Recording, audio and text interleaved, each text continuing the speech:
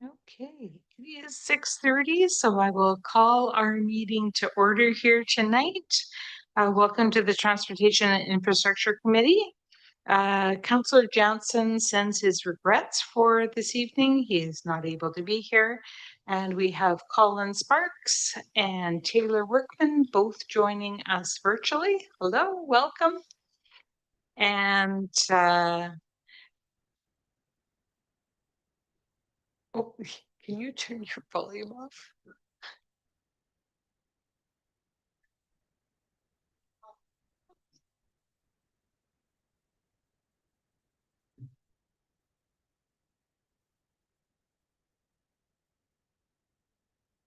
All right. So we acknowledge with respect that we are meeting on the traditional territory of the Lekwungen speaking people, and we're honored to have the opportunity to build strong working relationships with the people of the Songhees and Esquimalt nations. So could I please get an approval of the agenda, unless there's any changes? All right, moved and by Roger. Is anyone opposed to that? Anything to add or no? All right. Next, we have one set of minutes from April 20th to look at. Did anyone notice any errors or omissions? Not seeing any. Could I get a motion to adopt the minutes? So moved. And anyone opposed to the minutes? Seeing none, then we'll move forward.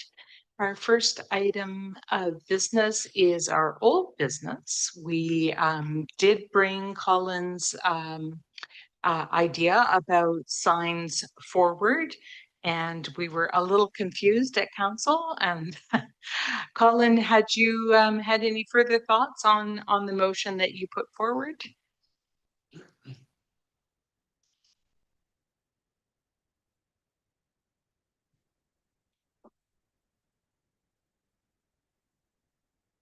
Had any further thoughts on?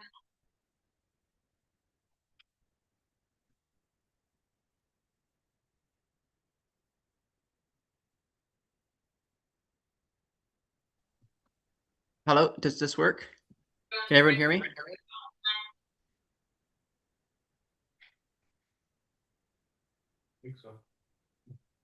Just give me one Not second, hearing Colin.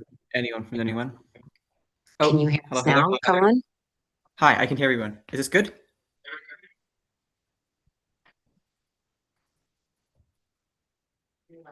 Sure, we're just having a little bit of feedback issues.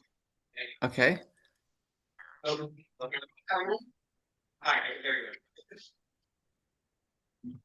I've identified what the problem is. If you just want to give me one moment, Councillor Day. Thank you so much. Sure, we're just having a little bit of feedback issues.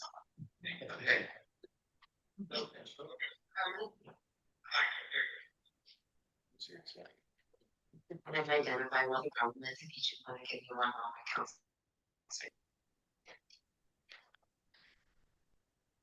Time.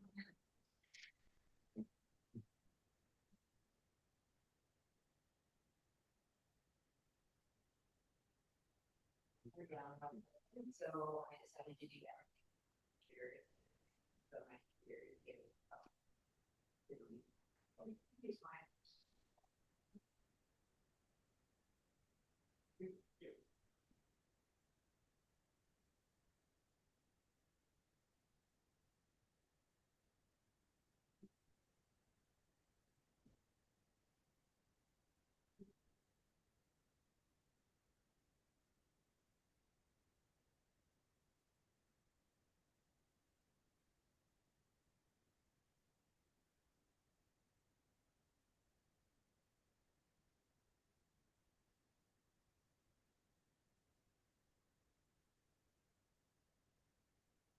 You'll just have to think Jeopardy music in your head. Oh, really? I think it's okay now, Councillor Day. All right, go ahead, Colin. I think we're good now. Okay, are we still echoing or are we all good? We're all good. Awesome. I do have some preliminary thoughts. councils and comments were a bit confusing to myself at the very least. It seemed like I could just be wrong on this, but it seemed like some of their concerns and comments around like when the signs would get replaced, how or what scope it covers is kind of addressed in the motion itself, also the report. So I am a bit not like lost in the jungle of council and staff going back and forth, but I would definitely like to know like what can we do to make this more like clear for council because I mean a bit new report writing and motion writing. So if there's something we can do to make this easier for council to fully understand the options so they can make the best informed decision from that, that would be great because I'm a bit lost on how to go forward from what was already put together, as it seemed like people were a bit lost themselves as well. So maybe some sort of bridging of communication would be awesome. Great. So, John, I wonder if we could ask you, I believe that you follow a manual for traffic signs for their size, and there's kind of a standard. And uh, I guess, could we ask, is there any ability for us to advocate for whatever the largest standard is for readability? Yeah, we generally follow the tax standard manual for regulatory signs. It's my recollection at the council meeting that I think council was probably preferring to stay away from the regulatory signs. I think they were on their way to not doing the street signs as well, just because of the numbers, and that they really wanted to focus in on the wayfinding signs and what they look like. For the wayfinding signs, we don't really have a regulation, but we do have a guidebook that we've put together with regards to specifications that I think probably could be up for amendment if you wanted to change those for high vis areas. Yeah, so I think it is relatively easy to say that council was more in favor of amendments to the wayfinding signage because those do change maybe or are easier to change.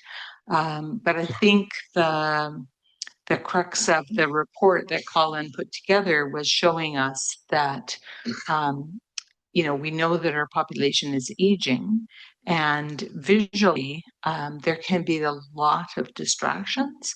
And so I'm looking to find a way to bring some larger signage. And I'm sure I've seen larger signage in some communities, like on bigger roads, they will have just generally larger signage.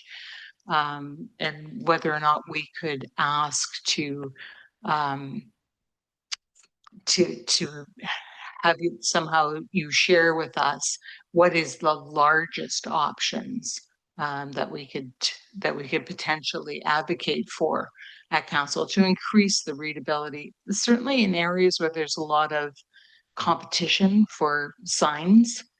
And I see that Stuart is interested in asking some questions, so I'll go to him. Yeah, I did manage to take a quick browse through the wayfinding signage report, which struck me as being a pretty darn good report. Although I didn't go into it in detail, I'll admit. I like the signage around Colwood. I think over the last few years, the signage has been enhanced all over the place, and it's great. I will confess that at least without a deeper dive, I didn't see the wayfinding report get right down to the level of street signs, which I think is the crux of what Colin was bringing forward. But it did certainly have ratios and distances and standards referred to by I think it was done by a company, Signage, or who are into the sign business, who know it. So I guess I just hate to argue against your initiative, Colin, but it seems to me that maybe carry on with all the recommendations of the existing wayfinding report. And then maybe once they're all done, maybe there's a chance to look at the street signs and stuff like that. As a senior who hangs out with a lot of other seniors, I haven't heard a lot of feedback about the street signs not being legible and causing problems. So that's just me, and for sure there are some people that probably is an issue. I think the more I review this and the more I look at what's already been done in the way of wayfinding, I tend to think it's a solution looking for a problem instead of a problem looking for a solution. So um, I'm just not sure this is where council, staff, committees should be spending a lot of time with all the other issues facing Colwood at this time. So hate to be the negative Nelly, but those are my thoughts. Thanks. I will pass it back to you, Colin. I think we're kind of between a rock and a hard place. I saw your point in your report. I do find I know these roads. So as one of the seniors in the community, I will have to say that a lot of the reasons I don't have a problem with the signs is because I know the names of all the roads. But that's different for other people in the community. So I'm not seeing any other comments. So Colin, would you like to do anything with that, or shall we just leave it where it got to? I think what you mean by leave it where it got to is sort of abandonment of yeah, okay, so you know. I would be fine with it just to be the scope of the wayfinding. I just came off a field school in Europe for urban planning, hence myself having to be online. And the way wayfinding signs here are done is quite different than our own. I took some pictures for fun in that. They're often varying from like, our own height from, eye height to also still being 12 feet off the ground. But the text size is between 3 and 6 inches in size in most cities that we visited, which is, which, I can see that from across, a public square, which is a significant improvement for also their own aging population and just general, enjoyment of space wayfinding. So if there is such a hesitation around, actual street name signs, well, on top of the stop sign, where they have like the two different bars sticking out in that, it's if that's such a kind of like a contentious point, I would be, more of a fine compromise position to just change it to just it being the wayfinding. So it would only be like, well, that's a park sign of like, how to get around, or maybe that's like, oh, here's a, X number of meters to the park or whatever, just so that wayfinding is way more accessible and legible that way. And staff can just focus on that direction rather than the headache of council thinking, oh, well, is this going to really affect this sign or that sign around our streets? And then this become balloons cost. And do we have jurisdiction over that? So if we just focus it being on the wayfinding around town, then I think that could be more of a compromise that satisfies more people here, if that's something you think is a value. Okay, that does sound good, and that makes a lot of sense. Full disclosure, I'm not feeling 100% today, so I'm not maybe as smart as I might otherwise be.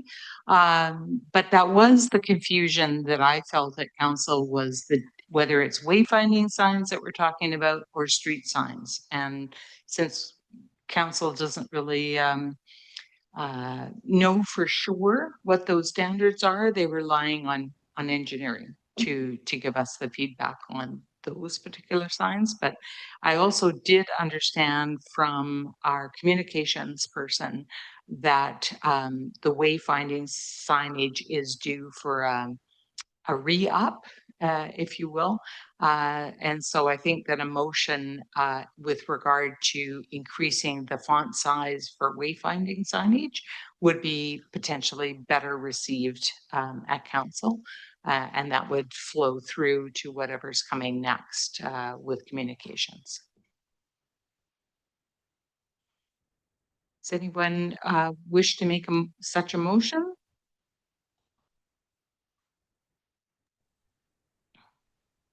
Wait, Colin, go ahead.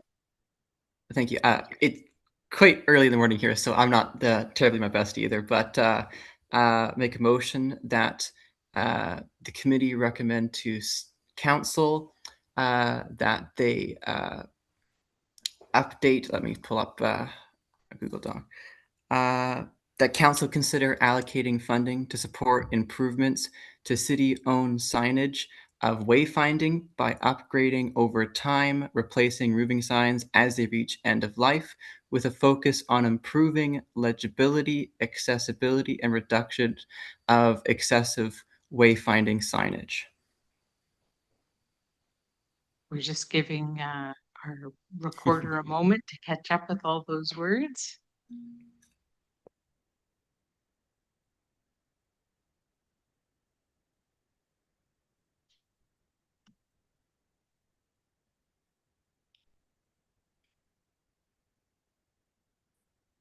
Just trying not to give her a hard time while she's trying to get the words down.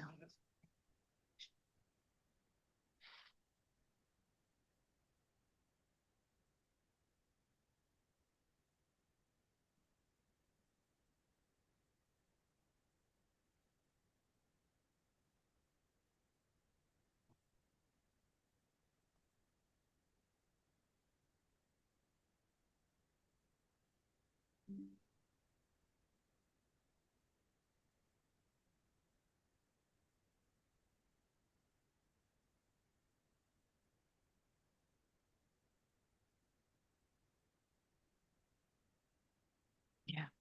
Yeah, the first sentence doesn't need to be there. No. That's okay. And I can't see you at the moment, Colin, but you can see the motion up there on the screen, I believe. No, I can. It's Oh. only facing yourself, so I Oh, can't see what's on the screen. Here it comes.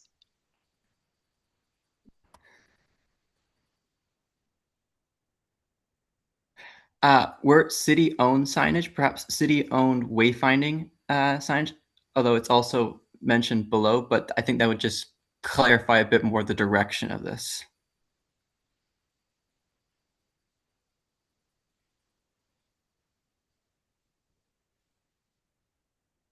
I think I'd be happy with that, yeah.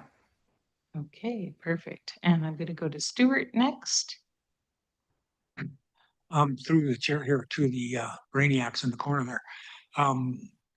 The wayfinding report, which I think had some pretty good rationale for sizes of signs here and there everywhere. The implementation of that, where is the city on implementing the recommendations of the wayfinding? Obviously, we've started.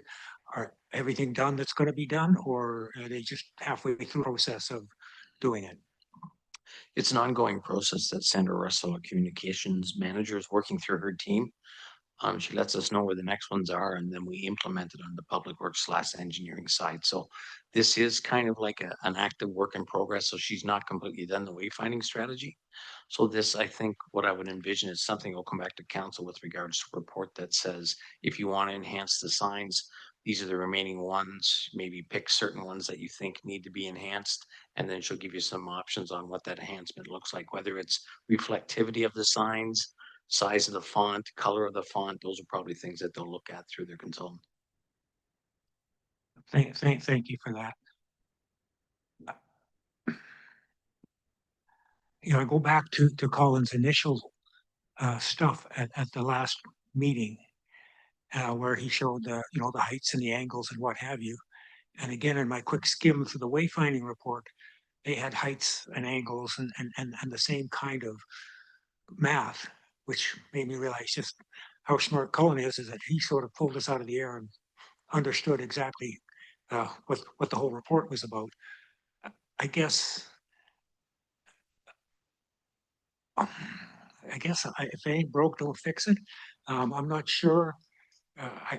Things like, should we stop and change the angles of the sign that you might look at, and how do you implement this part way through and maintain consistency? I'm not opposed to revisiting and having a look, but I wonder if we're halfway through implementing a well thought out approach, if throwing what about this and what about that without the same level of research that went into the wayfinding report, if that's productive or not. So I guess I'm concerned here, but I'll leave it to others to chime in. I did hear from our communications department during that previous council meeting that they are re-looking at this right now, that we had implemented something years ago and now we're looking at upgrades. Ashley. Yeah, sorry, I think it was maybe just answered, but I was a little unclear if there is in fact a standard already and we're working on upgrading it, or if the motion should also reflect an update to whatever that kind of standard or direction is. And sorry, as a talk about The this. consultant's already given us a size, a typology, a material, and again with that, as Councillor Parkinson said, idea and thought with regards to site distance when you're looking at it, height of the sign and so on. And then I'm not that familiar with that implementation, but I assume reflectivity of the signs as well as one of the considerations would be my guess. Okay, and that's consistent with whatever Colin brought forward to the last council meeting. I made through the chair. I wonder if maybe the lens is the accessibility and maybe a filter on that. So the report itself does speak to it. It says Colwood's wayfinding strategy pays special attention to accessibility to ensure signage supports people with a range of abilities, including sensory, intellectual abilities, languages, literacy levels, on and on and on. It sounds like maybe that's being called into questions, maybe an audit of like how accessible this standard really is.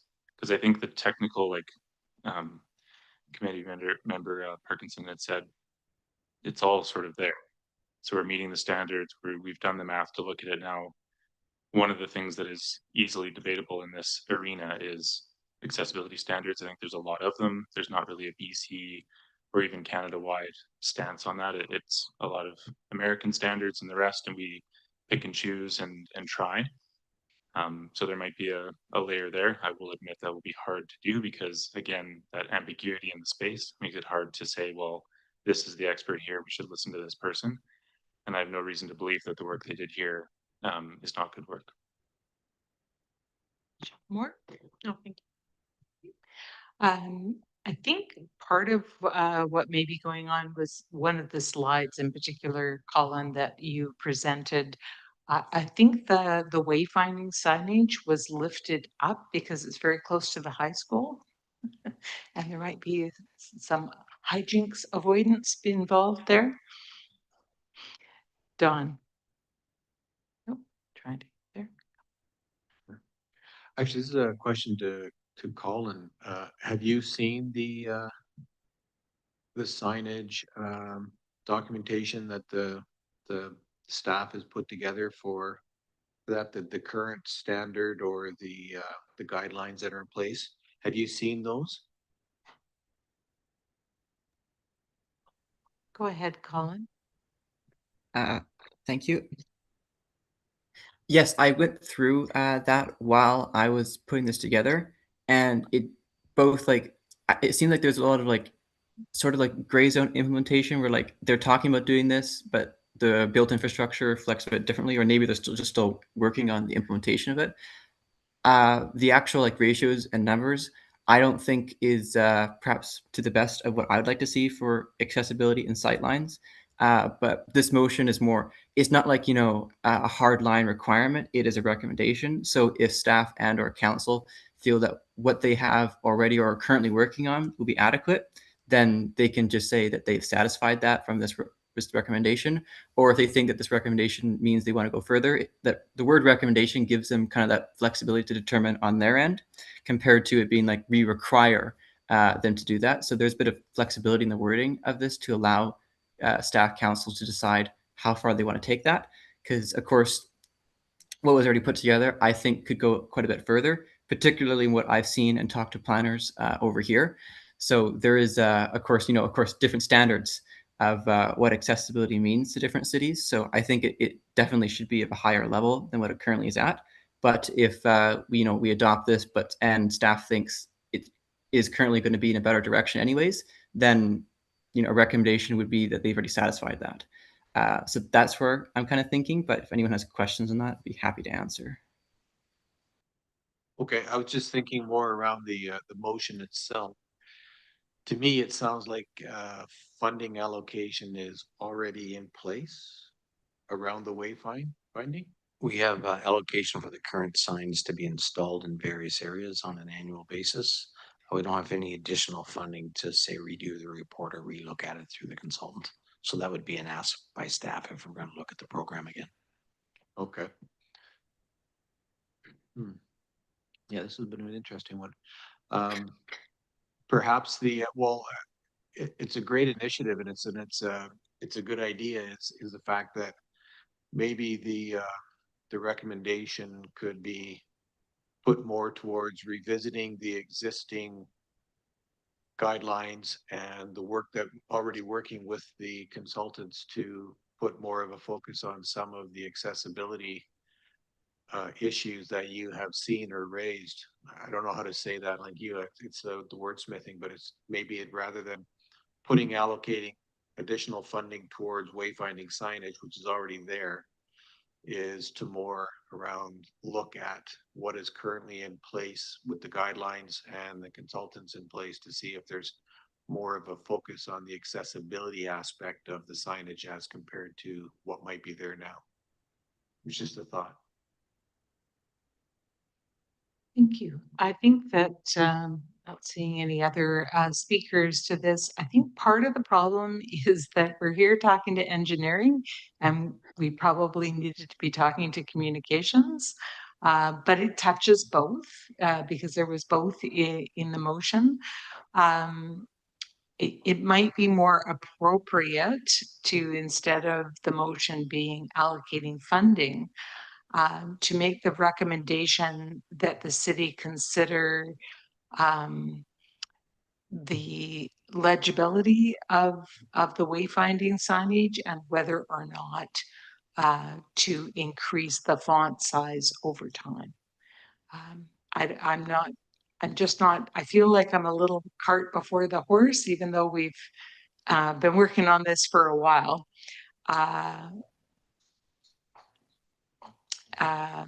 So yeah, I'm not sure where to go with it.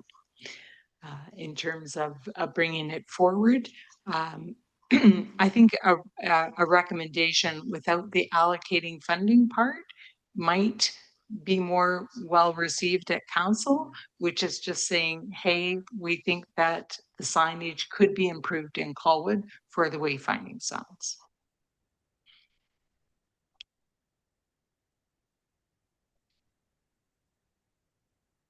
And my fingers don't want to be recognized. Ashley. If you wanted to do that, I think you could amend the motion to say, consider opportunities to support future improvements of existing city-owned wayfinding signage over time.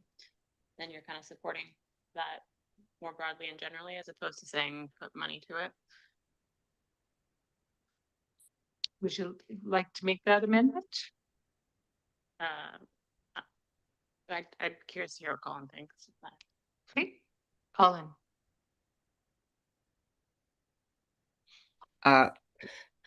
I do see the direction of that. I do think that is, I guess appetizing is an interesting word for me.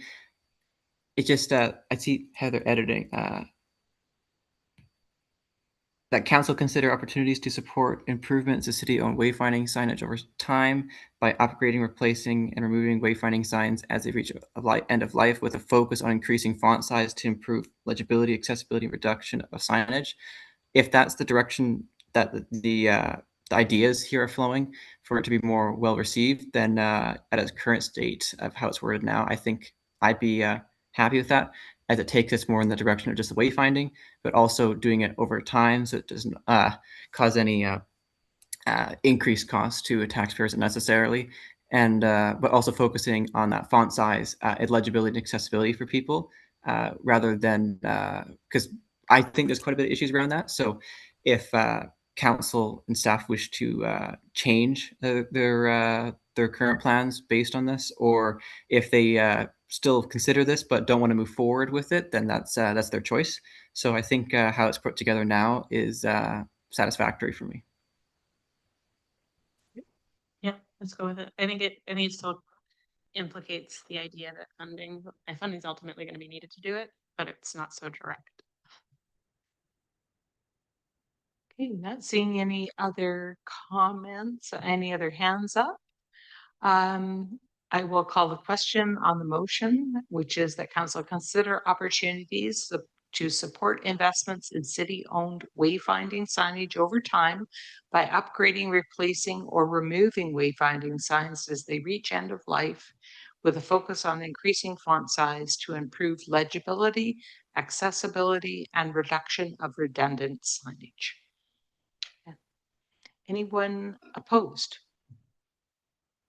I see no one opposed. It is carried. Okay, moving on to item 5.2. We'll let staff take it away. Thank you, Chair. For our new topic tonight, we're going to go through the transportation safety initiatives. So this is an existing program. This is just a 2026 version. I'll wait for the presentation to be up there. Just as you get started, can you remind me where the funding comes from for this program?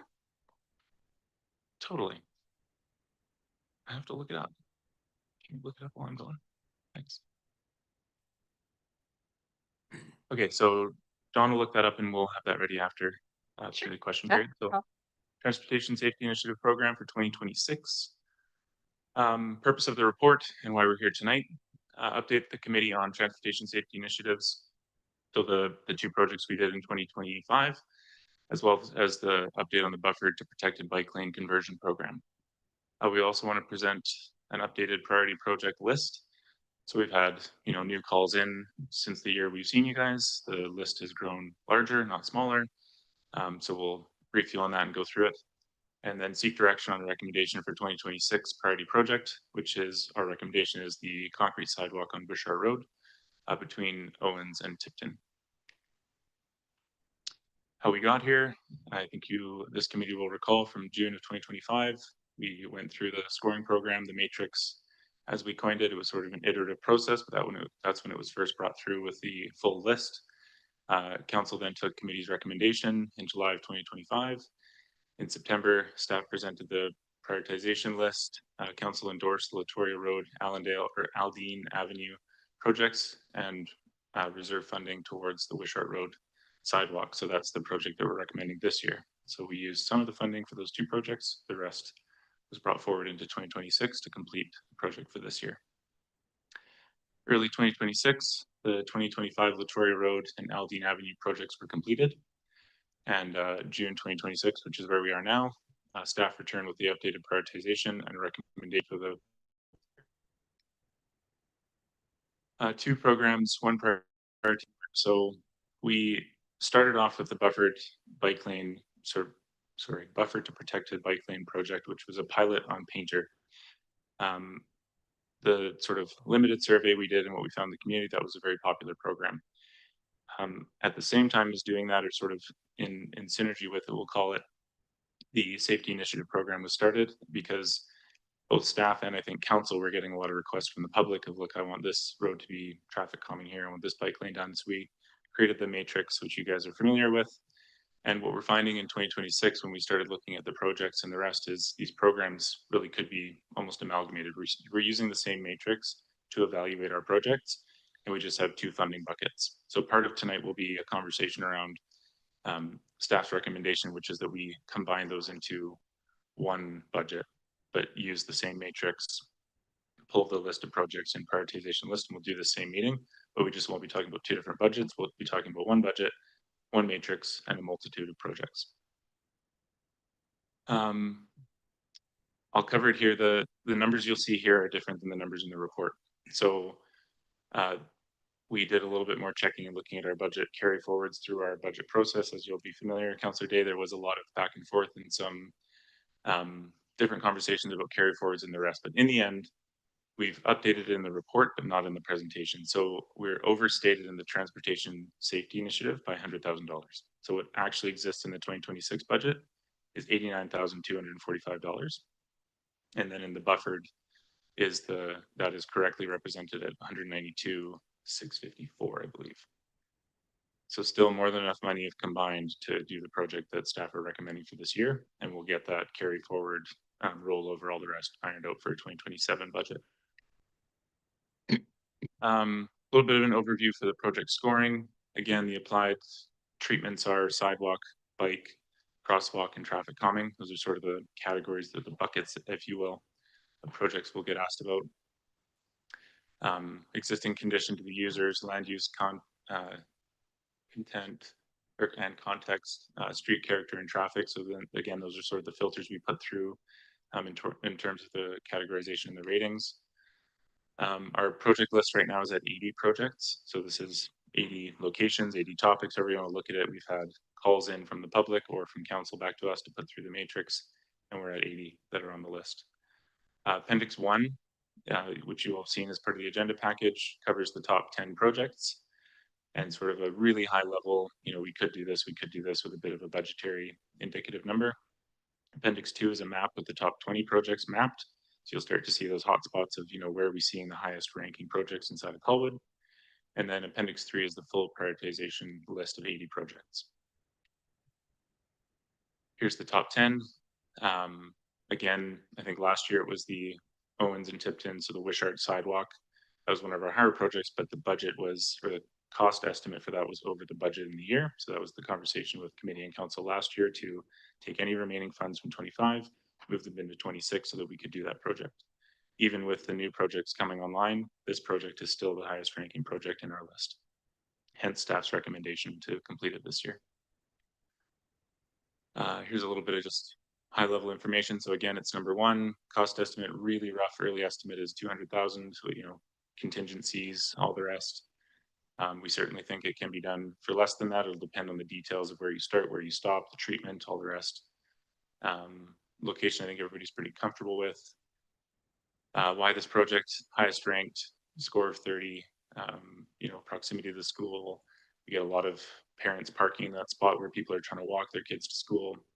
So it doesn't come into the matrix about how many calls we get about each project, but this one, just anecdotally, we do get a lot of calls about this one as well. And then not to mention the reoccurring of 25 highest ranking, 26 highest ranking. Again, overstated in the transportation safety, it's actually 89 out of 189. 192 add them together, instead of 381, you get 281. So still sufficient money to capture that. I will emphasize that 200,000 does seem like a lot for this length of sidewalk.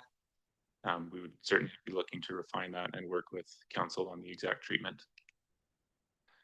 Timeline, June 26th. So we're here now talking to committee. Next touch point will be council. So summer of 26. If we get clear direction and move forward with this, we'd be looking to do the design procurement, get a contractor online for the fall, and hopefully complete inside of fall or early 2027. Recommendation is up there for your consideration, and I'll leave it at that until or if there are questions or discussion points. Thank you. So I'll just throw a wrench in right off the bat, because I find this hard to reconcile the cost of 1 block's worth of sidewalk. I really do. And I'm increasingly thinking about the benefit that a lot of our other areas have with the pavement sidewalk and asphalt curb, like we have further down on Wishart Road. So we might be able to get a lot more bang for our buck with some other treatments, but I don't know how the committee will feel about that, but I just throw that out there from the get-go. There was a discussion at our last committee meeting here about trying to do a little project here and a little project there, all not really adding up to a huge benefit for cycling or active transportation.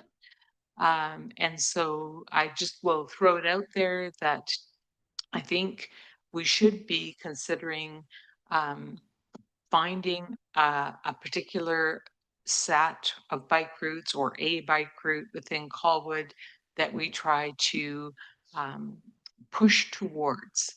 Whether I think a natural one is the Wishart Road through to Royal Roads. I'm not sure what the roadblocks are along there. The other one is the Kelly Road corridor. Then you would have both a north-south and east-west access for cycling, pedestrian traffic, but I will go to committee member Ashley. Thanks. I have a few questions, sorry.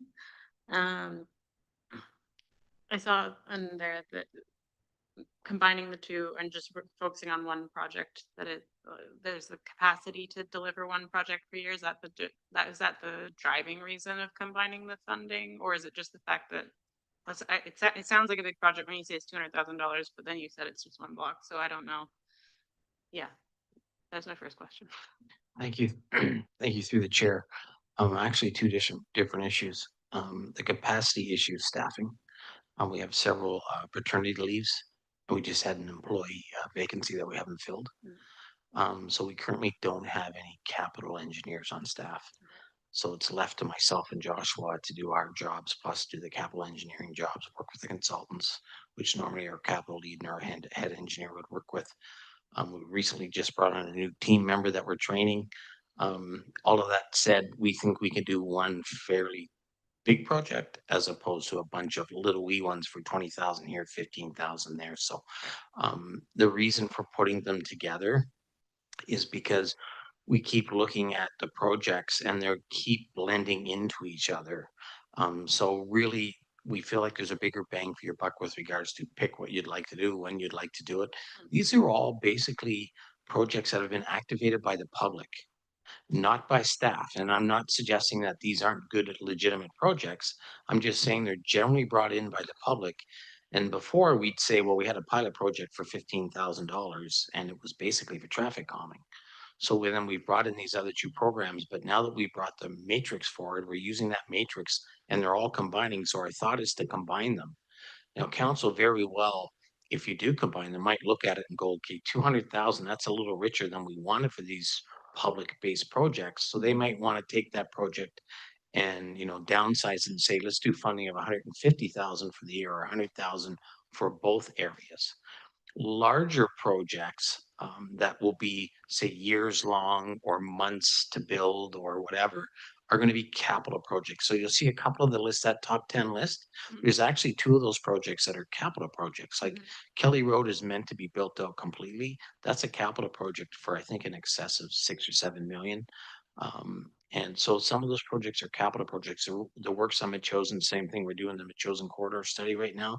So we really don't want to do those Machosen projects right now. Not that we could anyways, but again, those will likely be capital projects and probably be pulled out and address the public's concerns through capital projects. So these really, the initial intent was, my street's not safe where you put some speed humps in.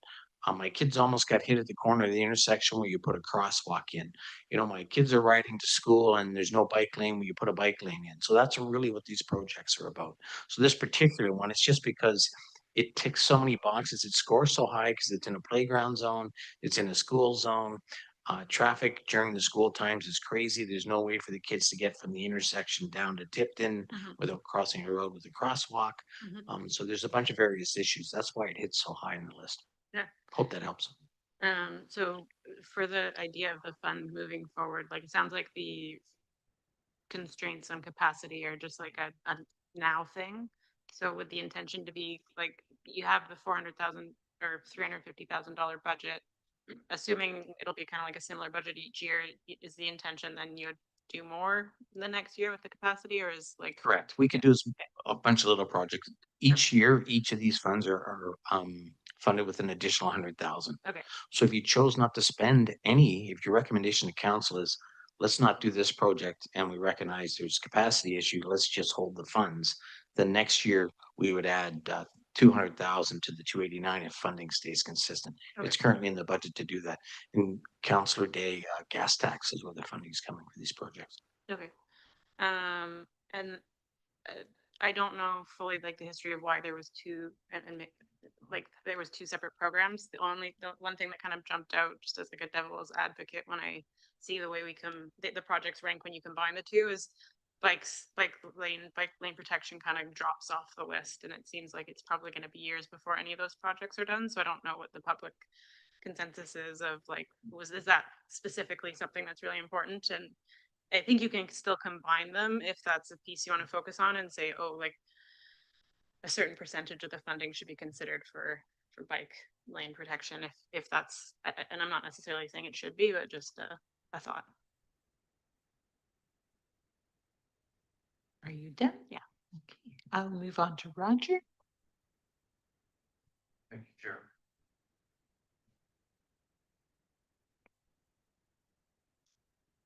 Making this go. I thought it was on. Can you help? I don't have him. Push your button again, maybe? Okay. Yeah, you're called Stephen Doyle on my thing, but I didn't pick you. Oh, there you go. You're live, aren't you? There we go. Thank you. A couple of questions. First of all, congratulations. The sheet is well done. I don't necessarily totally agree, as you know, with the matrix, but and John answered part of the question, and I have problems with it still being on there. Machosen Road, Sioux Road sidewalk. When we're doing a study on Machosen Road, why would that even be on the list? Because placing the sidewalk now, not knowing if it's going to be 4 lanes in that section or 3 lanes in that section, I think is a bit foolish. And to me, as a capital project, take it right off and let everything else bump up. To that point, I'm trying to visit every one of these locations to see what the problem is. I sit there, look at it, and I had a person tell me about item 42, Latoria and Castlewood and Olympian. And I was there today again, and I was surprised. And I would encourage staff to look at that location and see if they can bump that up, because now the new elementary school is built there. The newer homes in Olympic View, that's starting to get a lot more students walking along the road, and they're crossing right there. And it's a little bit of an anomaly on Latoria, because you're heading west on Latoria, you go around a bit of a corner and come up a little bit of a knoll, and you're right at the intersection. And the other way, you're coming in, you're going up on an intersection, and it's quite hard to actually see until you're there that kids are trying to cross the road. So I would encourage staff to get out there and take another look at that particular one and see if it could be moved up. I think with the new school, it's put more priority on that. Now, this is going to throw a wrench into everything with this list, because I've heard several times that the idea is to have sidewalks around schools to service the kids. And there's no argument with me on that. However, one street that's left off, and you may not be aware of it, is Grattan. 90% of the school trips to the beach, they walk along Machosen Road, go on to Grattan, and then go down Perimeter Park. And Grattan sometimes is filled with students right across the road. So if student safety and road is the #1 driving force, I think you're going to have to look at putting a sidewalk on Gatton Road. I took a picture, which I'll show you yesterday, showing the kids scattered across the road. And at this time of year, it's almost on a daily basis, either school trips from Sangster or from Dunsmuir. They come out of Dunsmuir at the back there, cross the pedestrian control, walk down Machosen, on to Grattan, and then down Perimeter Park. So it's a heavily used. And in the wintertime, it's maybe 1 or 2 field trips every 2 weeks, maybe 1 a week, I would say on average, using that route to the beach. So it's something you may want to consider on this, adding to this list, and have engineering study it and see if it's worthwhile.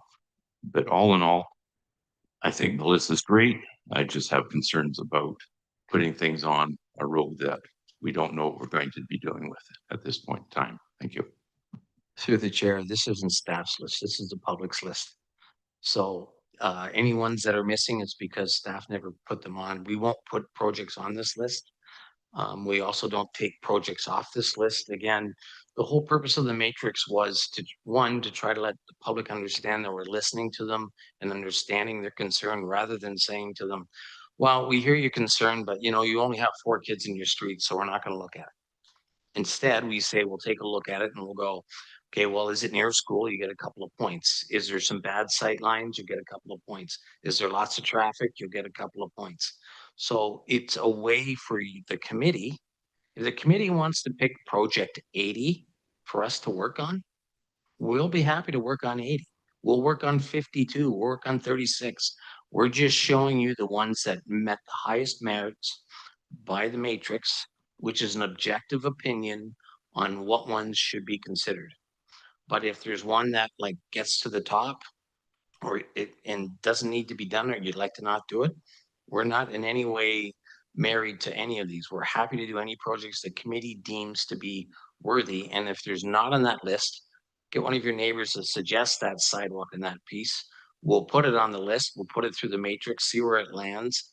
And then on the committee, you can advocate for it and bring it forward with your committee members. And perhaps if it lands at 32 or something, they may pick it above a bunch of other ones, or it may land at number 1 and it'll get picked. But at this time, the project you're suggesting, I don't believe is on the list. And that's the reason why we didn't consider it.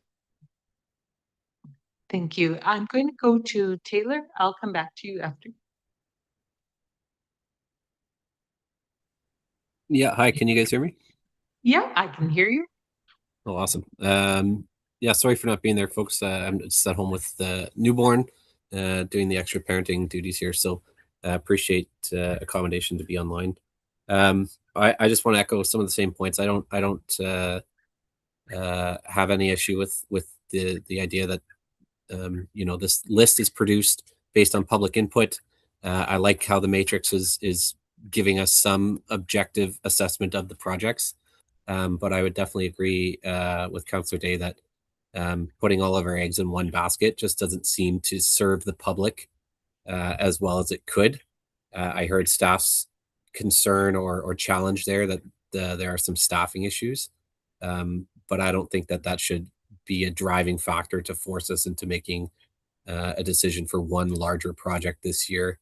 You know, I think all the projects on the top 10 list, excluding the capital projects, could be accomplished for the budget that we have this year. And when you look at the scores of, you know, item 2, 3, 4, they're not all that far off from the number 1 priority project. You know, 0.45 out of 30, I think that's 1.5% difference. That's not that much.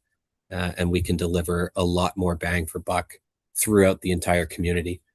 My other concern with the recommendation to maybe proceed with that number 1 project is I understand that area actually has a sidewalk on the other side of the road. So it's connecting 2 streets where there isn't a sidewalk, but there's a sidewalk on the other side of the road that students can get to through crosswalks. So it might be improving, you know, the ability for a student or a parent to stay on the same side of the road. But it's a convenience factor in my mind, especially when we have parts of our community that have zero safety initiative, you know, projects installed at the moment. We're going to make it easier for somebody to stay on a safe side of the road instead of crossing in this small 65-meter section at the expense of 10 other projects where numerous other community members would benefit. So I don't think there's a question there. That's just maybe an opinion that's maybe going to get some thoughts going, but I'm certainly not going to be in favor of recommending the number 1 project tonight, but rather seeing as many done as we can. And if there's a limit with staff, then we just work down the list as we can, as best we can, as staffing permits, and we save the money for those extra projects. Thank you. Thank you. I'm going to go to Stuart next. Thank you, Chair. I agree with the matrix. I think it's been a good way to do it. It gives us numbers. They're not perfect, but it gives us a sense of what's doing. It's the middle of June now. We're talking about projects to be done in this year. And if we don't get going, nothing's going to get done this year, and it'll all get rolled over to next year. Just maybe through you, the chair, if I could ask the engineering department of the let's leave project number 1 off for a bit, but of the others, the option ones, how much of that is city crew implementation versus having to go to tender and hire outside forces?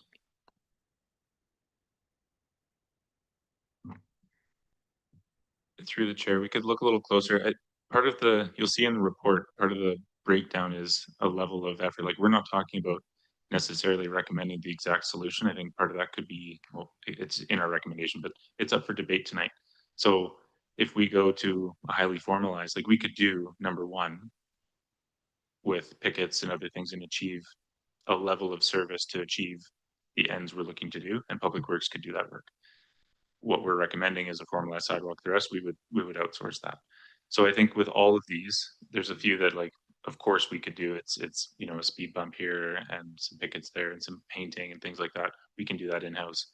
I'll just speak maybe again, and I don't think this is necessarily a factor of maybe the committee's worry, but we are under resource pressure, not just in engineering, but also Public Works. So that's another reason to speak to number one being, like, we talked about, okay, well, let's take number one off and do all the rest. Well, that's kind of what we're proposing, except let's do number one and leave the rest for next year, because we'll have a full complement. We'll have engineering resources, we'll have better Public Works resources, we'll be able to look at that in 2027. So if we don't do number one, we'll try to go through the list if that's committee's recommendation and council agrees. But our fear is through limited resources. And I mean, there's always the comment of, well, let's just outsource it the rest, but there's still that level of going to find someone telling them what to do. And by the time you tell them what to do, you almost could have done it yourself. So there's a little bit of that conversation in there too. So short answer is limited resources in Public Works. Some of these could be done by Public Works, but it would mean something else falls off that Public Works is currently working on or plans to work on this year.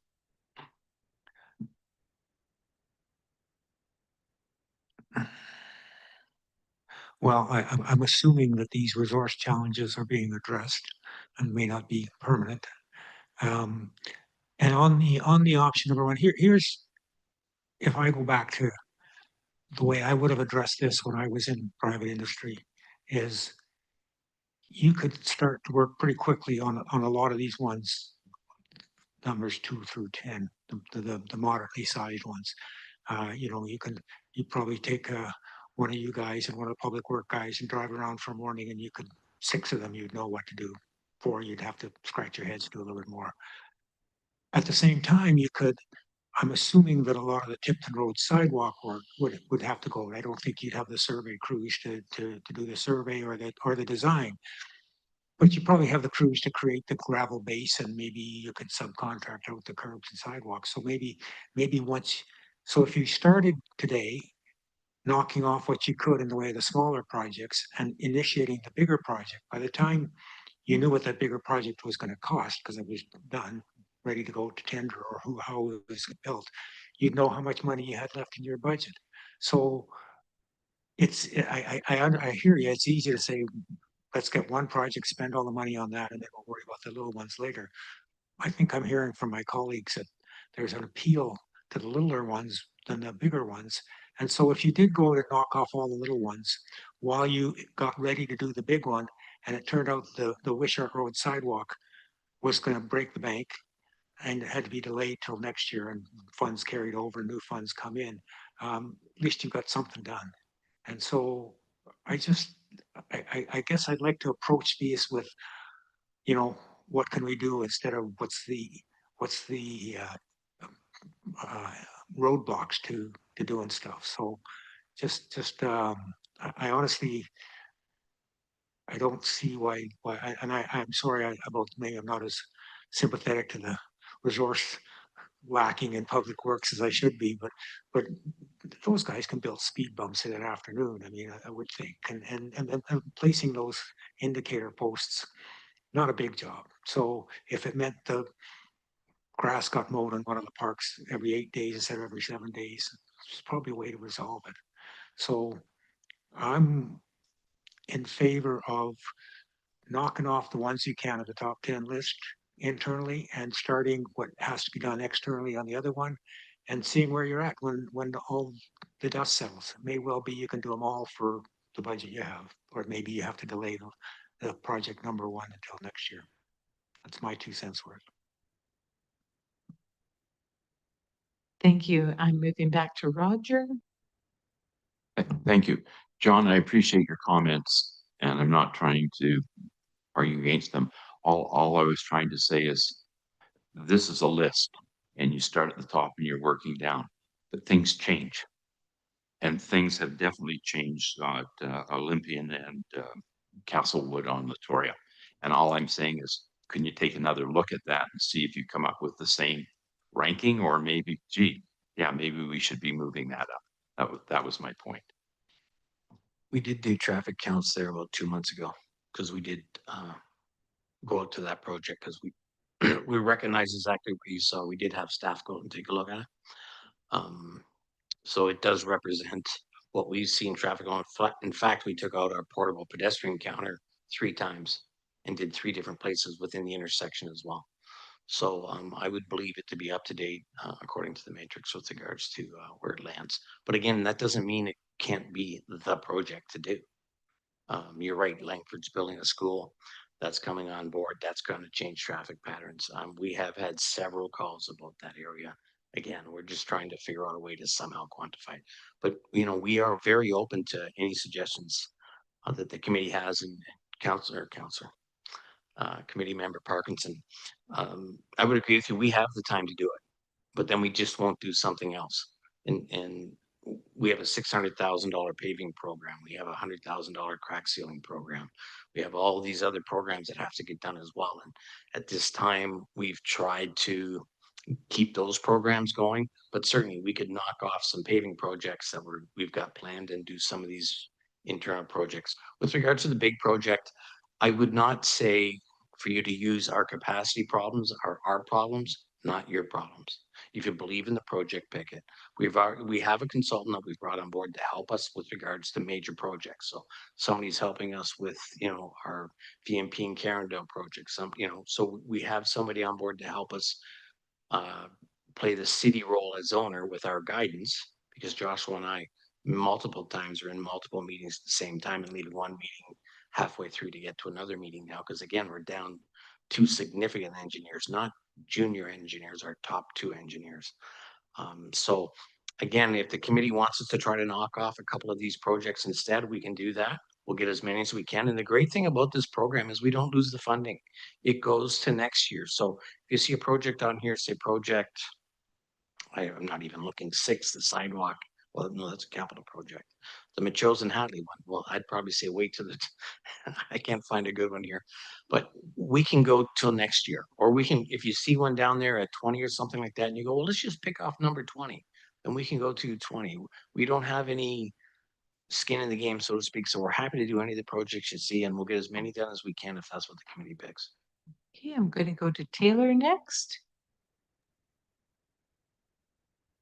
Yeah, and I appreciate staff's comments there on the limitations, and that's you know, not necessarily our focus or our problem. I just can't help but feel the need to reiterate, if we look at the scores of projects 2 through 10, there's not that much of a significant difference from that number 1 at 30, notably 2 and 3, I think. So I don't know how we can possibly justify not trying to tackle as many as we can, noting that the net aggregate to the community would be that much greater. But also, you know, I think I have a hard time with the point of, you know, the money isn't lost, the money can roll over. I see that's true, and I understand that's an option, but that's not us actually servicing the community. That's not us using that money as it's meant to be allocated. You know, I don't know if I would go so far as to say, hey, we have shortages and we can't tackle all these problems, so why don't we just call it one big one and we outsource it this year? You know, why don't we outsource all the little projects then and at least spend the money and at least tackle some of those projects? You know, I'm not advocating for that necessarily, but it's hard for me to say, how are we going to roll over nearly half the amount of money that we have this year and only do one project because we have some challenges with staffing and otherwise. I think we owe it to the community to tackle as many as we can and to spend the money when it's allocated so that we're seeing results in the community. I appreciate the thoughts, Taylor. I just will add that you know, we're just the first lens on this. This is coming to council, and it may change there. But I would say that from my own perspective, I wouldn't want to spend money on Machosen Road right now because we don't know what Machosen is going to look like, and I don't want to put any more limitations on us before we have a major design. So just that, wanted to share that perspective perhaps. And then I'm going to go to Ashley. Yeah, thanks. To what Taylor said, 2 comments ago, about the kind of like scope of the work. Just looking at it, John, you said that these are recommendations from the public. Were the actual like options developed by engineering? Was an option considered? Because there is a crosswalk over by Owens, but rather than doing a whole length of sidewalk between Owens and Tipton, you could also maybe consider doing a sidewalk around the corner of Tipton and a crosswalk to the sidewalk closer to that intersection there. And also maybe I was also thinking, if you guys think that 200,000 is probably it's probably not going to be that expensive. Yes, the money can roll over, but it starts to snowball to the point where like, are you going to be able to catch up with all that funding eventually? So at least maybe considering a couple of projects, if not 2 or 3 at the same time, in case that cost does come in lower, and try and get a couple knocked off. And looking down the list, seeing that there's another Wishart School Zone project, maybe it makes sense to do that one at the same time to get the most economical. Like if you're doing one project there, you might as well kind of consider both of them. That's my thoughts if we're looking at the Wishart project. The first part of your question about the solutions or the options, generally speaking, somebody will call in with their concern, and then we'll go out and have a look at it, and we'll try to come up with options to address the concern. So you'll see in here, if we're going to go with the options of let's trying to get a few projects done tonight, then part of what we'd like to do tonight is perhaps to have you go through a couple of the projects you might want to land on and pick option 1 or option 2. Because some of those ones are a little bit different. And Councillor Day, I would reiterate your concern about Machosen. And again, it's up to council, but I would suggest that she's correct with regards to their philosophy and staff's recommendation because of the work we're doing with the corridor study. We would suggest to council that we would not want to do any projects on Machosen this year to get the corridor study done. As well, we're doing the TMP. So some of these projects will fall out, especially these capital type projects will fall out in the TMP process. Right? The transportation master plan, for instance, the bike lanes, the Galloping Goose, that likely will find those corridors landing in that transportation master plan to get those connection points to the Galloping Goose and so on, because that has been a public sentiment as well. So I would agree with that. Thanks. I'm just, before I go back to Roger here, I just wanted to ask, what is the cost? Because I think one of the most effective traffic calming measures has been the solar powered push button lights for the crosswalk. So there's a crosswalk on Wishart Road just connecting the 2 parks. And that has been a big success. I see a lot of people utilizing that corridor, walking through there.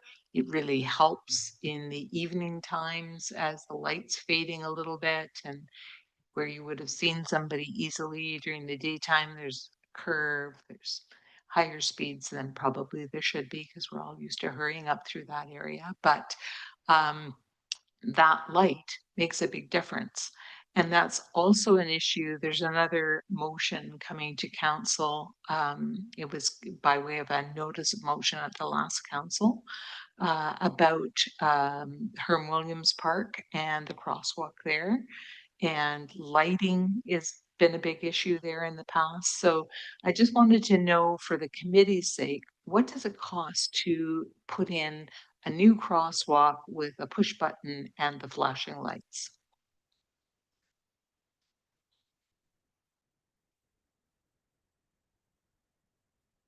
I think the last project we did was, I think we're going to land depending it. You got to worry about your solar panel because the sun and those types of things, but we're usually 20 to 25,000 aside when you put everything in with all the controllers and everything else. So $40,000 to $50,000 would probably be a treatment there, including the crosswalk portion of it as well. So just a suggestion for committee to consider I think the Castlewood and Latoria location is an ideal location for something like that because it's the same issue. It's visibility, frequency, that sort of thing.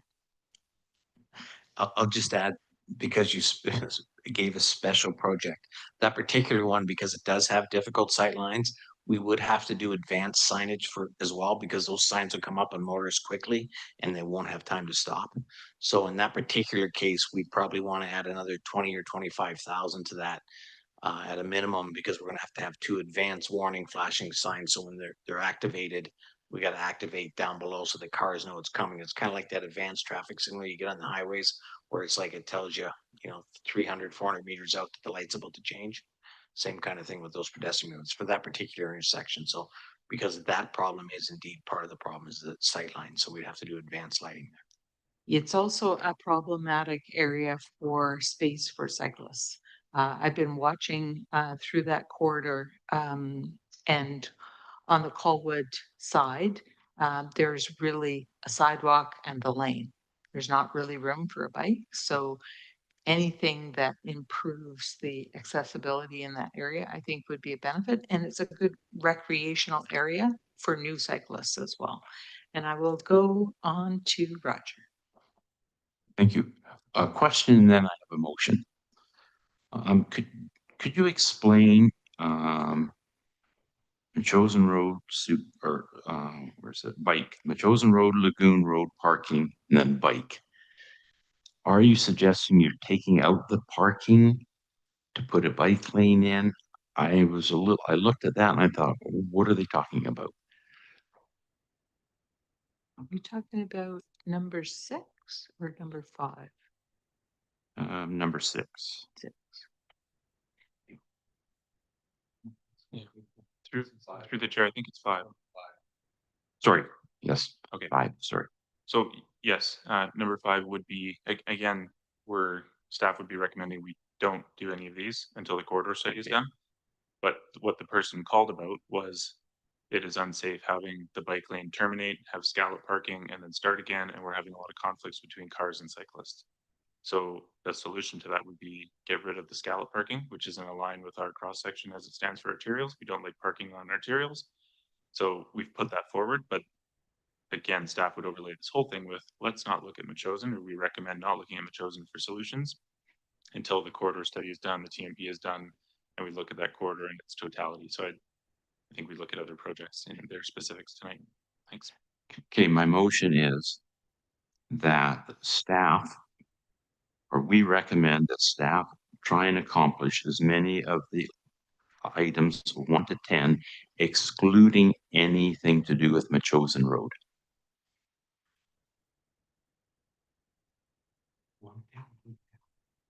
Well, 1 to 10 excluding Machosen, so 2 to 10 then. Oh, sorry. Yes, 2 to 10, excluding any related projects to Machosen Road. 3 is Wishart too. So I don't quite understand the rationale of those ones. So the issue on Wishart Road is there is not enough shoulder. And that is because the shoulder / bike lane was overlaid with the sidewalk there several years back now. So I don't know that kerplunking is going to be really helpful, because you go, why super protect the spot that there's already enough room to ride a bike on, only to half a block later, you can't ride your bike anywhere except in the travel lane. So I don't see the bang for the buck there. But didn't staff say that once we did that, then we could go back and look at each item and choose? Okay. We can look at it any way you want. I was just trying to understand what you were suggesting. So I thought you were suggesting we move forward from 2 to 10, and I have problems with some of those projects. But I don't think we can get them all done anyway. So my thought was we include those and then we develop a list from those 2 to 10 items. Well, whatever the committee would like to do, but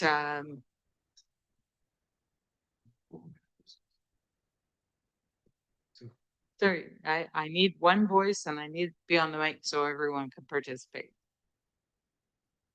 Roger, what's your motion? Well, we have the priority list right now is 1 to 10. A couple are being excluded. And my thought was we would leave it, either we would choose the list or we'd let staff choose, because they've already put it through the matrix what the priorities are of where they should go. Instead of doing one large project, we'd try and get as many small projects done as we possibly could in this fiscal year. So it's entirely up to the committee. That's not something that I would be supporting because it's putting more work on already pressed staff. Let's just tell them what we want them to do. Go ahead, John. He kind of did that. I just will give us some clarity. Based on what he's suggesting, we wouldn't do the chosen work, which staff wouldn't recommend anyway, so council's likely to say no anyways. And then 2 of those projects are capital projects that are significantly over the budget asked, so they're not going to land. So really the motion could read, I suggest that staff look at 2, 3, 4, 8, and 10 as projects for 2026.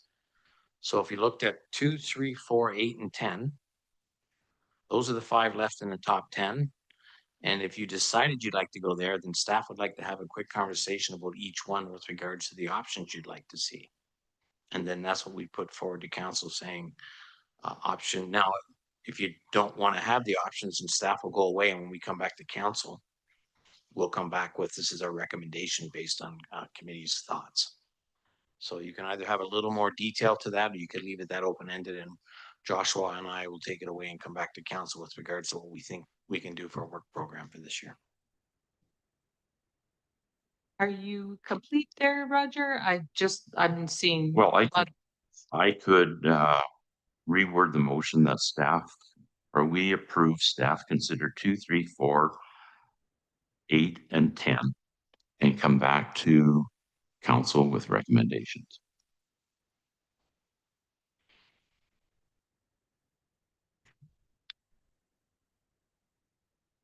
It's not up to me, it's up to the committee. I'm just the crossing guard here. So there are projects on that list that I do not agree with, but we can duke it out at council. Yeah, but I did see Taylor's hand earlier too. But now we have a motion on the table. Taylor, are you still interested in speaking to this motion? Yes. I had sent I had a motion basically I think along the same lines as what Roger's working on. I sent it in the chat, but I also sent it to the corporate email address. A little bit hard to do it at a distance, I know. But the gist was that it would be a motion to recommend to council that staff implement the lower cost interim treatment for Wishart Road and Owens and Tipton. So not the full concrete project, but the alternate. That they be directed to defer any chosen road projects pending completion of the broader road corridor study. That they be directed to proceed with the highest ranked remaining feasible projects from the approved prioritization matrix, excluding projects identified as corridor scale or otherwise more appropriate for capital planning. And that staff be authorized to complete as many eligible projects as feasible within the available 2026 funding, using the treatment option that staff determine to provide the best balance of safety, benefit, cost, and constructability. So while I think it's on there now, on the screen now, so that's Sorry great. to interrupt you, but we only do one motion at a time. So I wanted to hear the flavor of what you're interested in. And I just want to be fair to all members of the committee that we did have this motion come forward on the table already. So we'll deal with this motion first, and then if we are in need of your motion, we'll bring that forward immediately following this. I'm just trying to be fair, and the procedure is one motion at a time, or amend this motion with some of the projects that you had wording that you had suggested. So on what's in front of us right now, I'm going to go to Ashley. I also had an alternate motion, which I will refrain from at the moment, but I guess I wouldn't support this one specifically. I think by the sounds of it, I don't think it's possible to complete all the projects this year. So I think focusing on ones that are, again, going to be most economical and doing kind of combining them, thinking the Wishart ones. So I personally wouldn't support this motion. Okay, thank you. Stuart? Just for clarification, if I'm looking at the costs here, option 2 would be in addition to option 1. So option 2 or option 1. Instead of. Thank you. So then I would suggest, and Roger can think about this, that for clarity, it should be project number 2, option 2, project number 3, option 2, project number 4, option 1. Now I had a question mark there. Just give me half a second. Oh, okay, yeah, that's fine. Option 1. You don't have option 7 on here, and perhaps I'm missing. Well, it says Machosen, but it's more Hatley, but okay. We don't know what you're option- looking at, so we are working on the motion that's in front of us. Can you amend this motion to? That's what I'm Okay. trying to do. Okay, Yeah. Okay, so we got option 2, we got number 2, option 2. Number 3, I think would be option 2 as well. sorry, what do you mean by option 2? On the top list of top 10 projects. that we're Okay. working off. Okay, sorry, I was looking at the 20 part. That's fine. Yeah. But again, the idea is to at least give these guys clarity as we leave here, so that it doesn't come bouncing back to us like that. Yeah. So, and these are my thoughts, and I'm certainly willing to bend if people don't like them. So then option 3, option 4, option 8, I guess would be option 1. Number 8, and then people can think about that. That's an expensive one. And number 10 would be option 2. That would be my proposed amendment. And then I would also like to add, and that staff proceed to construction-ready drawings for option 1. And at that point, they can see where budgets are and what's that. So that's the amendment I would propose to the motion.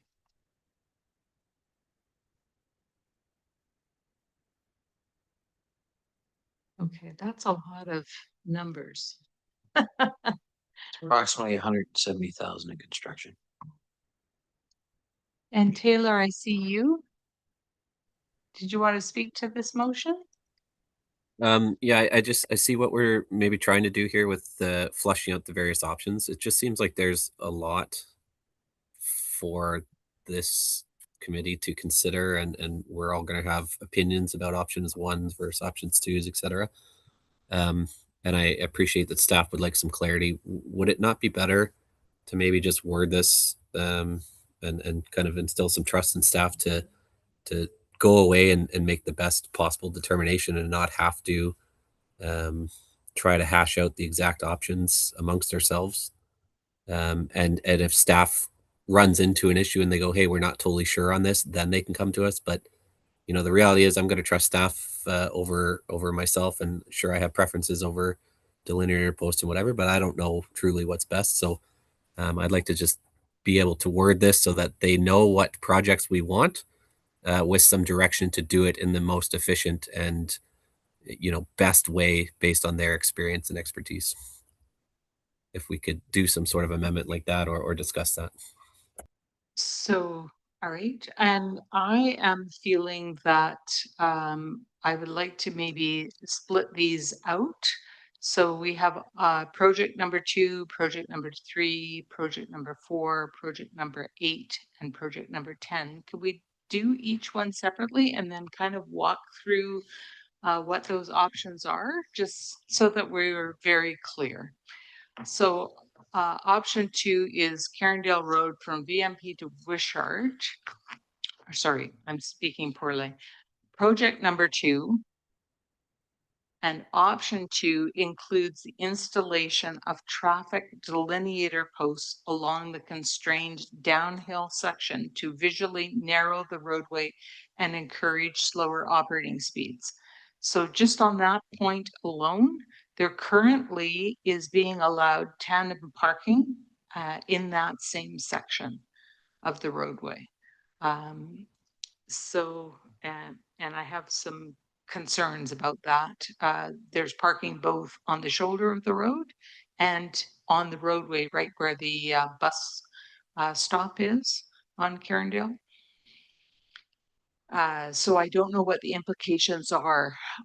There's a couple of commercial vehicles that are regularly being parked on Carindale. And I believe the owner operators live in the vicinity, but I was in the process of wondering if that's still in our bylaws to not allow commercial vehicles parking on city roadways. And I will recognize Roger, I guess. I was just wondering if we could bring up on the screen the different options for each of the line items so people can see it. And could you expand that up?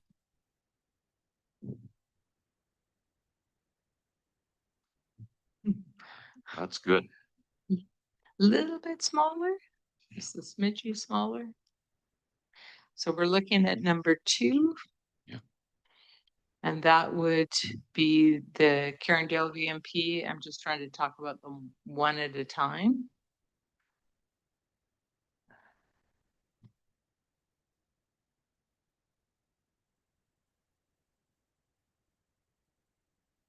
So this is traffic calming on Carindale from VMP to Wishart.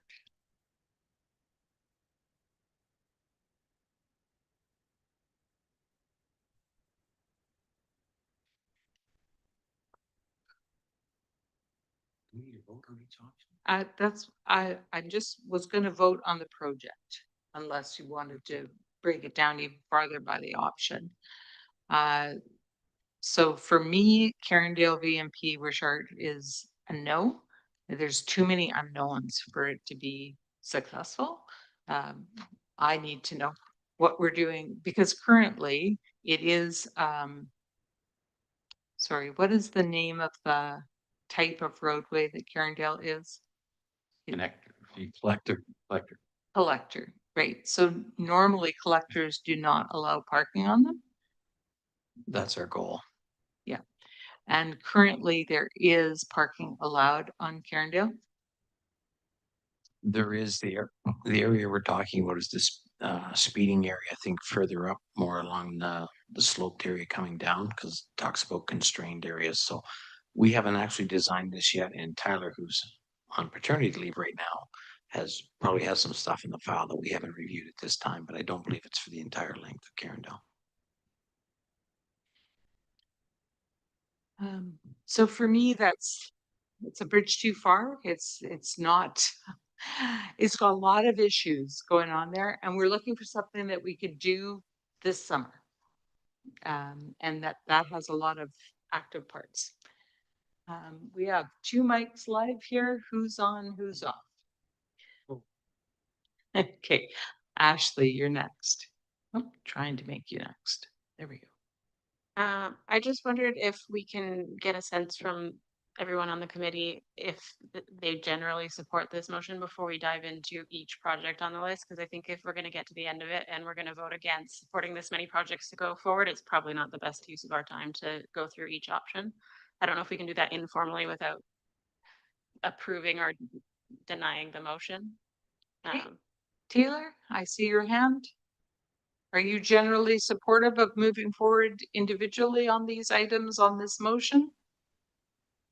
So just before we do that, I just want clarity. I think staff already commented that they haven't done anything with this list other than run it through their matrix. That they haven't had any input or weighting added to that. Is that correct? We have had a glance at the project to determine options, but we haven't actually done the legwork to go. I just noticed now while I was looking at this, the Carindale one is only 60 linear meters in total.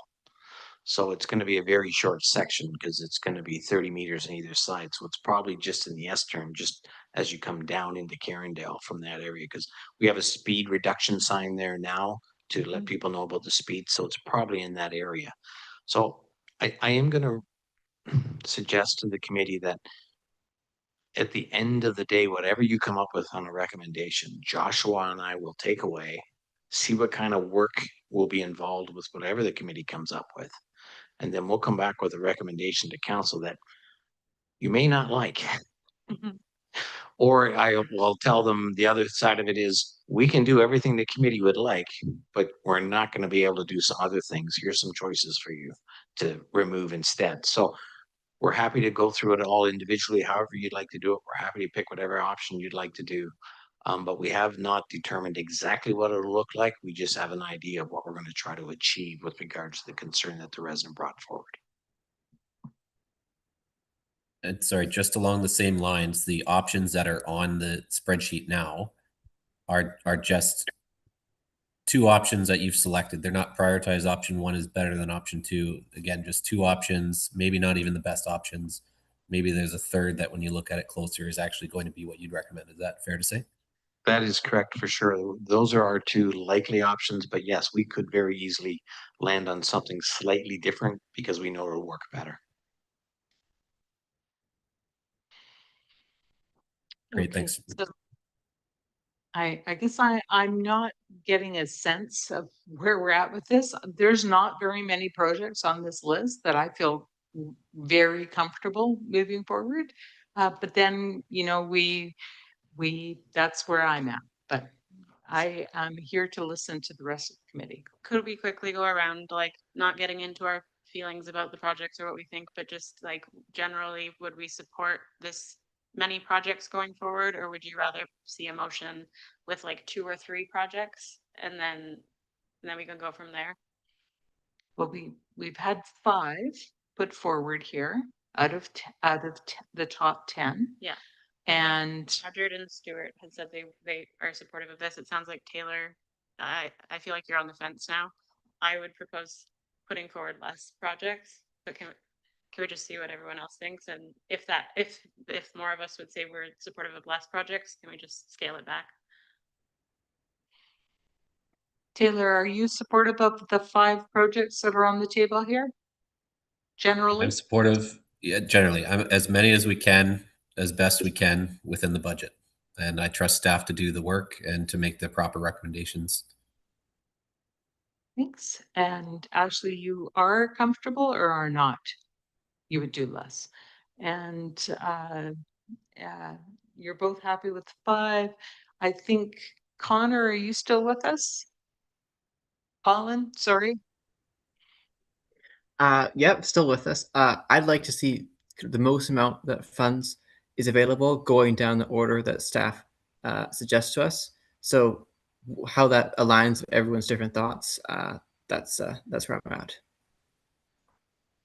Hey, Don, are you supportive of 5 or No. fewer? No. Okay. I personally don't believe prescribing which projects we should be doing for staff. Prescribing in the way that the current motion is in place. When I read through Taylor's motion before we move back to the first one, I actually like that a little bit better, where we put our trust in the staff who actually know what they're doing with each one of those and understand what the best option is going to be. I would not support going with a prescribed 5 or 3 or 4. I would suggest that we go with as many as we can, and through both resourcing and funding, and after some initial investment in more due diligence, and going to council with what is available for the staff to be able to do this year, with thinking of getting the most benefit for the different areas of Colwood that we can. I would not support staff's recommendation for doing the $200,000 60-meter sidewalk. That's I think we should be looking at more. So, but I also don't think we should be prescribing which ones they look at. There's more due diligence and more engineering required in each one of those. And hire another consultant in to do that work should be on the table as well to help with the augmentation of the staffing. Thank you. David, how do you feel about the number of projects? I'm happy to support multiple. 5 is fine. Obviously, we're only going to be able to do what we can do, and I think we're being too premature trying to get into the nitty-gritty of each individual project where we don't even understand full scope ourselves, let alone our engineering staff and other staff at Colwood. So put our faith and trust in their expertise, and but yeah, I'm happy to look at multiple rather than trying to knock off the single sidewalk project, and we'll just leave the scope of work to our professionals. Thank you. Okay. Okay, well, I'm going to return to my role as a traffic cop here, and I do support the Kelly Road Herm Williams having some attention. I don't 100% know what the best option is, 1 or 2. The traffic delineator posts or the installation of 2 sets of speed cushions. Those are all good things. I see a lot of people speeding through that neighborhood. But as far as from my perspective, I'm looking for consensus from the committee. And we've got project 2, 3, 4, 8, and 10. I've heard from the committee that kind of getting deeply into whether it's option 1 or option 2 is maybe less something that maybe only 50, well, maybe 50% of the committee are not comfortable with getting as granular.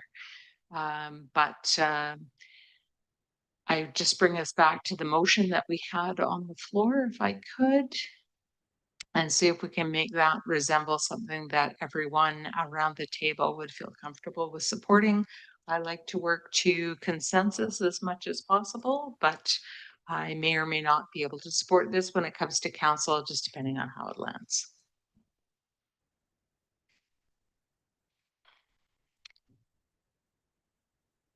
So we have projects number 2, 3, 4, 8, and 10. We have not added in the which option. I will leave that up to committee to move amendments and wrangle it out if you're comfortable or not comfortable. I may, Councillor Day. I have the options that Mr. Parkinson has put up for each one. I have itemized them out as each one as well in the slides, should you want to go back to those. Would you like that put up? Yeah, okay.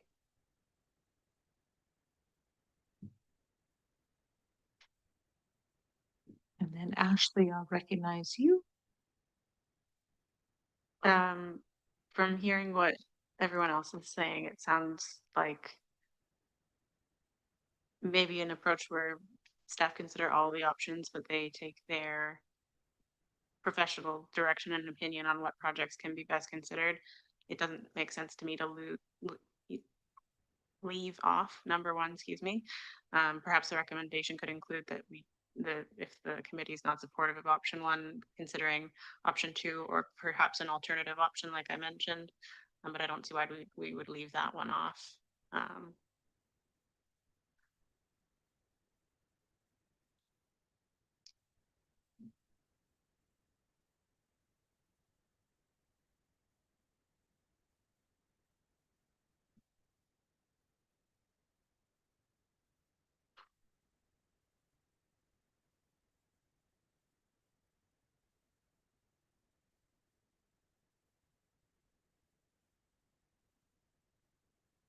I'm sorry, I can't see any of that. Oh, okay. No, that part I can see. I thought you were pointing to the side slides.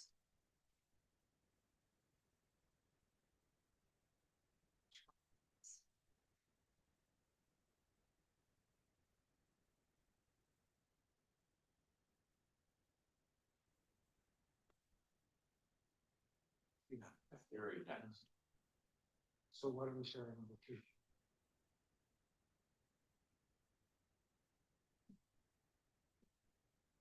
Okay, Probably doesn't talk about.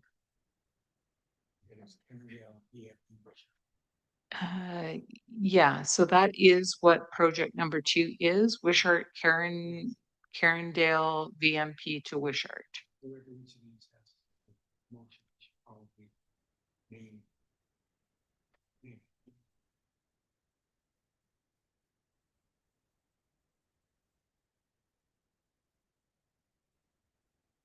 Well, it is there. It says priority project number 2.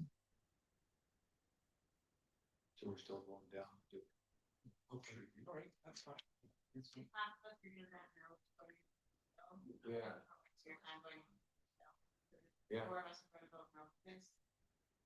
Yeah. I agree. Okay. Okay, So should we try to hold on this one? all right. I'm sorry. I'm not 100% today. So we're on. There's way too much looking at me here. We're on the initiative. We're looking at 2, 3, 4, 8, and 10. Is that not right? Yeah. And that is not what this says in front of me. Where? I have a slide for each option. They wouldn't all fit on one slide. They'd be tiny writing. Okay. So as you go through, each of the reds is the, Okay, so we're going to scoped vote out. individually on them, not as a block. I got you now.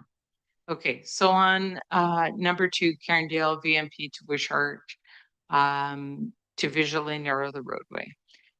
Anyone opposed?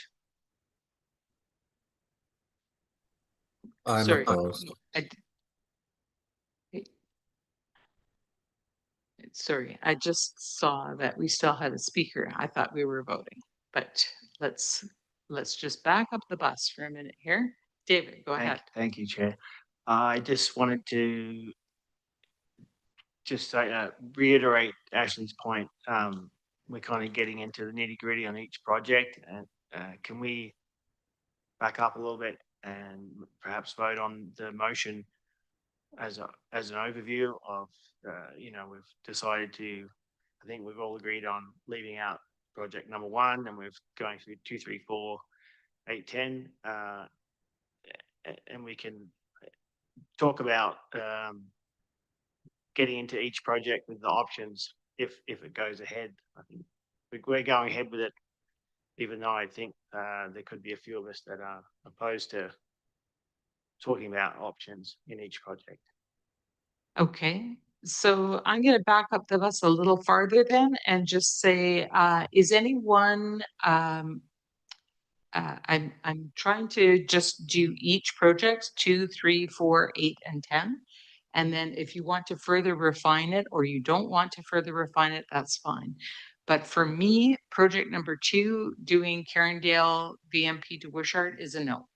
So I would rather decide what options we're putting forward than exactly, and I get that we're kind of a split vote on whether or not we want to get into the nitty gritty detail on how we would like them to come forward. So I'm just trying to work on a basic consensus on each project. So there's 5. Yeah, 2, 3, 4, 8, and 10. That's 5. 4, 8, and 10. I recommend that we don't go into every project individually to vote on. We need to go back to, do we, the initial motion or the recommendation from staff was recommendation of option number 1. I think we need to go back to that level and say, do we recommend or agree with staff to do recommendation or project number 1? And if we don't, then we say, do we want to go to as many projects as we decide how to go through that now, reiterating back to every project on this current motion.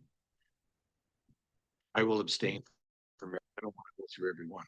I think it's not in the council's best interest to go with the amount of information we have now, aside from opinions and with the roads we know. We don't have enough information to appropriately assess whether we would be able to do option 1 or option 2. Staff hasn't gone through the detailed analysis of whether option 1 or option 2 would be better. So why we're going through that down to that level and going through each project right now, I don't understand. Okay, I was just trying to get more from the committee for council. That's what I was trying to do. I was trying to draw out how the committee feels about it, to bring that forward to council. But if you want to vote on the motion that's on the table, I'm fine with that. So the motion that's on the table is to consider 2, 3, 4, 8, and 10, period. And that motion is in front of you. If you don't like that motion, you can make an amendment, or you can vote against it, or you can vote for it. Those are your choices. Taylor, go ahead. I fully agree. I don't think we should get so granular. I think we need to leave that to council. You're elected to make those specific decisions. We're here to advise and provide some recommendations on how to employ this matrix and the list that's in front of us. And I think we've come to some common ground that is not captured in this motion. The first is anything to do with Machosen we should not be considering. So I think that needs to be captured up front broadly, not just for the top 10 list, but for the matrix period. I think the other one is capital projects. We've also agreed anything that's capital in nature shouldn't probably be on that list, period. Okay, so I'm just going to capture that with an amendment, which I'm happy to move, that we add at the top of the motion exactly what Taylor just said, which is that we are excluding, that we recommend to council they exclude anything on if I might, it be directed to defer Machosen Road projects pending completion of the Machosen Road corridor study. Perfect.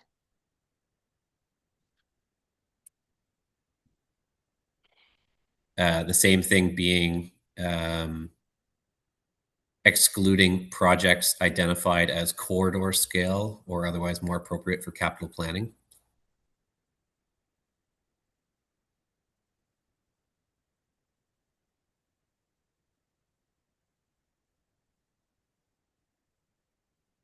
And then just going back to Ashley's point, as well as a few others, I don't think we should be narrowing in on any specific numbered projects, including the exclusion of project 1 as a whole. I think we have agreed that we would not like to see the full concrete sidewalk project option from priority number 1, but that doesn't mean that there aren't other solutions that staff might recommend implementing that are more cost effective and still delivering something to the community. So I do think we need to somehow amend this back to just go through the matrix in order, do your due diligence and your work, staff, and let's complete as much as we can.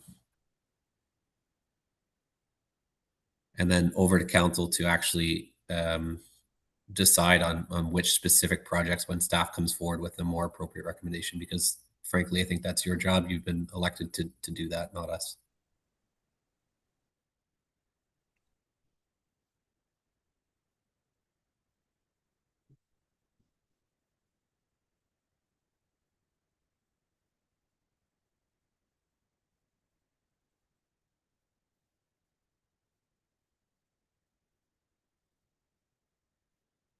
And if it's at all helpful, I think I had wordsmithed something pretty good in the motion that I submitted. I recognize that we can't jump to that, but maybe we could borrow from that, staff and council, just to make it easier.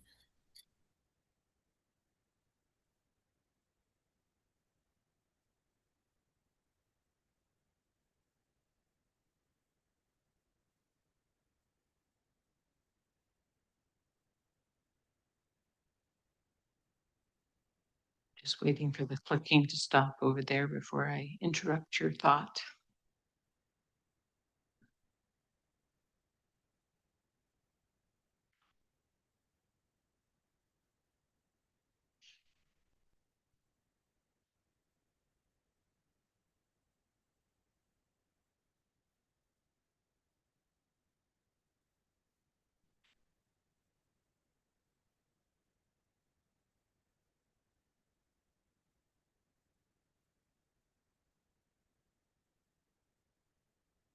Okay, perfect. I'll go to Don. Thank you, Chair. I would just propose an amendment to the middle paragraph to not prescribe specific projects, given that it's a little bit redundant to identify those projects given the paragraph above now. Yes. It pretty much those are the only ones that are left. But other than that, just implementation of priority projects from the top 10 priority list with available funding in order to address broader range. I think that works very well, and further allow the staff to determine the appropriate treatment options and implement the selected projects to the extent, that amendment, those amendments look good for me now. It pretty much says the same thing. Did staff want any opportunity to say anything? Just give you the option. No, I can leave it either way. I mean, we understand completely. There's 5 projects on the table. You're going to vote to see if you want to ask us to look at those 5 projects. Our intent will be to come back to council with a project list with those 5, which would include suggesting perhaps we don't do 2 of them because we can't. Or if we do all 5, this is what it'll be, and this will be the cost. We'll figure it out from there.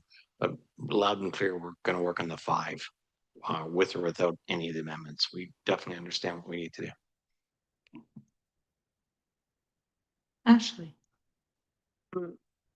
Yeah, I think it's 6 because we're saying now include option 1. But in the last paragraph there, it says within available funding, and then goes on and it says and available budget. Perhaps we change one of them to available capacity. Funding and budget are the same. Good catch. Thank you. And Don. Oh, no. Okay, we're all good. Everyone's happy? Or have any other amendments to come forward? Not seeing any. Okay, I will call the question. Any opposed? Seeing none, that is carried. There you go. Everything's taking me a minute today.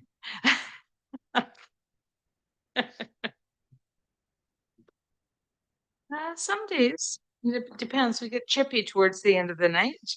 All right, that being the end of the items on our agenda, I will adjourn the meeting. Oh, go ahead. So I just wanted to clarify, it sounded like the committee didn't support option number 1 for project number 1. Did we need to specify that? Did we want to specify that, or is the discussion good enough? Clarified, we did want to do the sidewalk, but it doesn't mean we don't want to do anything. Yeah, we didn't say that in the motion. So is this discussion enough? Yeah, staff knows that you'd like us to perhaps look at the picket option to protect the kids in the bike lane as one of the options for the projects, but not do the full build. Yeah, or an alternative. Thanks. Awesome. Okay, that's it. You're free. Thank you very much. Sorry, we are